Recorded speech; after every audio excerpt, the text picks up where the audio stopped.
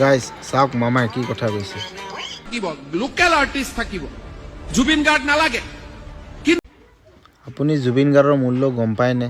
আপুনি কি কথা? কিন্তু আমাৰ বাপতি সাহোন বিহুটো আমি কিয় নিজে পাতিব নোৱাৰো?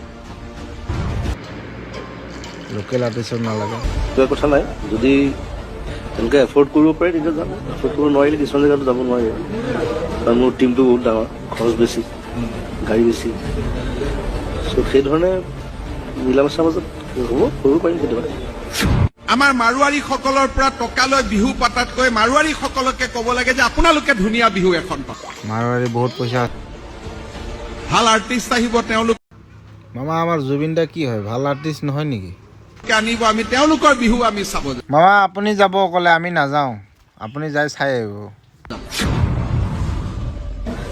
চান্দাটো এতিয়া বিহুৰ আমাৰ বিহু প্ৰগ্ৰামবিলাক আচলতে সেই দান বৰঙণিৰ পৰাই কৰে, আগৰ পৰা সেইটো ছিষ্টেম সেইটো। নহ'লে প্ৰগ্ৰেম পাতিব নোৱাৰিব সেইটো, কাৰণ বেলেগটো ফাইনেন্স নাথাকে আজিকালি।